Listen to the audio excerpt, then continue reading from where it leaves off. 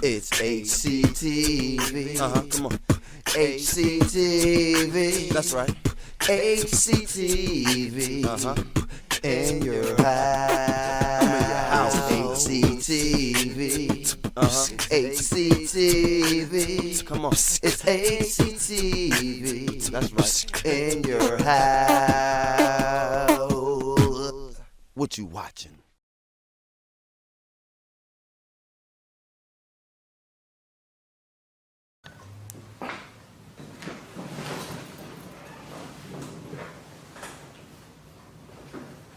It was a vigil tonight for a young man that lost his life over in Dunleaf, right here in Newcastle, Delaware. I didn't attend that vigil, but it was more out of guilt that I didn't go.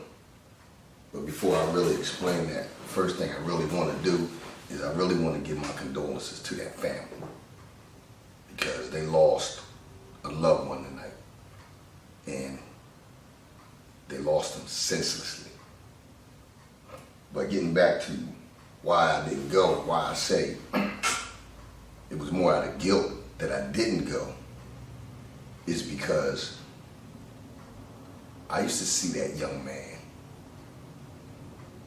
on a weekly basis, probably.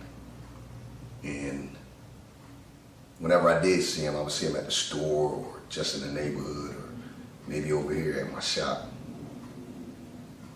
He always showed me respect. He always shook my hand and spoke to me. And I did the same thing. Shook his hand and spoke to him. I feel guilty because every last one of those times that I shook his hand and I ran across him was an opportunity for me to say something to him. Now, I can't sit here and guarantee that what I say or what I said to him would have changed his life. But what I can say and I can guarantee is that had I said something to him, there would have been an opportunity for that change. I look at my kids, the things I've said to my kids every day, almost every day of their lives. I could have said the same things to him, but I didn't. I considered myself minding my business. But I think that's what a lot of us do. And I think the fact that we do that is part of the reason why we're having so many vigils now.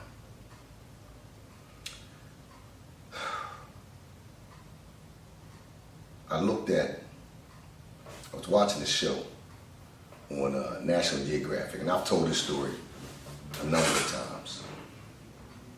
The show was about these elephants over in Africa, just running around killing everything. They were killing other elephants, rhinos. They were killing everything in the neighborhood.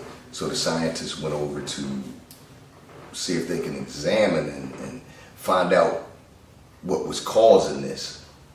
And what they did find was that a lot of these elephants were young bull elephants. They were bigger than the females, but they weren't grown men. They weren't grown bull elephants, mature. They were like teenagers. They also discovered that within that population where that problem was going on was that there were no adult bull elephants anywhere in that population. So they went all around Africa, rounding up bull elephants from different areas. They brought those bull elephants back and they inserted those bull elephants into that population. And instantly, the killing stopped. And it made me think about where we are now in this environment where I live, and probably a lot of environments around the country. There is a lack of bull elephants in our communities. We have them, but they haven't been rounded up. And they have been doing, I guess, what I did myself, minding my own business. But see, we got to understand that when we do that, we remove a valuable resource from our population and from these kids. So in a lot of ways, yeah, they're doing this and they're committing these kind of crimes and acts, but we're partly responsible for that. Because these kids are born empty. They're like blank pages. And if we don't write on them pages, if we don't put some instruction on them pages, they're going to write on it themselves. They're going to learn from each other. And I think that's what's going on now. It's a part of what's going on now, besides all the other pressures that we got from society and the way this country is structured. The fact that they start out with no place for them really, literally, in this society. So it's up to us, the older people that have actually learned and been through some things, to put something in them, give them some instruction, some leadership, and it shouldn't be limited to our own kids. See, we can sit back and we can mind our business and we can stay in our houses and we can shut our doors and protect our little families, but we got to go outside at some point. Or we got to send our kids outside at some point. So whether we stay in the house and we try to shut them out or not, it's coming to your door. And that's what we're seeing now. I mean, there's a time when most of us, I know me, when I saw things on the news about killings and crimes, it was some other neighborhood. Now, in my shop alone, in the last 5 years, I can count 6 or 7 people that sat in my barber chairs that are no longer here, that are dead, all murdered. So it's going to come to you, whether you want it to or not. So I've decided that I got to be better. I got to be a better part of my community. I got to be a better part of the society. And if I'm going to do that, I got to get out there. I got to talk to people. And because I'm not above this. You know, I'm not above any of this. And a lot of the things that I say, what I'm doing now is also therapy for me, because I'm also talking to myself. Because we're all included in this. Because we will learn, if you haven't yet, that you cannot sit back and take care of your own and think that it's going to be okay, because it's your own children that are going to have to go out there and walk amongst this. I look at myself coming up. As a kid, I was one of the lucky ones. But this is how hard it is. And I say I was one of the lucky ones because I had bulls in my family, 3 women. Great-grandmother, my grandmother, and my mom. 3 strong, involved women that were completely involved in my life. And I still went sideways because of peer pressure and other things that were, outside where I had to walk. I was actually doing the same things that these young kids are doing now. Selling drugs, using drugs, stealing, doing all the same stuff. But I was lucky. The reason why I say I was lucky, because my mom would come outside on that corner and chase me around the whole community. This made me a laughingstock amongst the, the other guys that was out there hustling, this and that. This made me a laughingstock. Oh, Ed, your mom, you better get out of here, your mom coming, and all this. I would wake up in the morning and my car would be gone.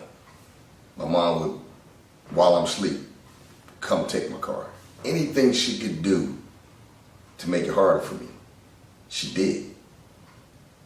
Now that we're grown, I look back at the same guys that were laughing at me, dead. Most of them are dead, in jail, because they didn't have those bulls. They didn't have that. I remember when I decided to get my act together. I left Philadelphia.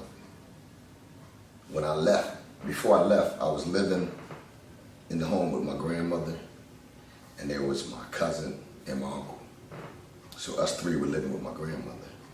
And all three of us were getting high, selling drugs, and doing everything. But I decided to get myself together, and I stayed away for 1 year. Within that year, my uncle and my cousin, the other two guys I lived with, were dead within a year. I had my mom. They didn't. So what I'm trying to say is we need to be involved. We got to get out there and we got to talk to these kids, because if we don't, if we say nothing, if we do nothing, then we are also a part of a way of doing things that allows this kind of tragedy to flourish in our communities. We are all a part of it. But the first part to solving a problem is acknowledging wrong. Acknowledging something that you did wrong, that you may be doing wrong. We have to be big enough to acknowledge that. And this is all a part of me trying to acknowledge that my lack of involvement, my passing on of opportunities to say one small thing that can make a difference in somebody's life has promoted the environment that we live in. I mean, I look around my neighborhood now and I don't see nothing but teddy bears. Teddy bears, memorials in my neighborhood. I drive down 2 streets and there's piles of teddy bears. That's because we're doing things wrong. We need bulls. We need more bulls. We need less teddy bears.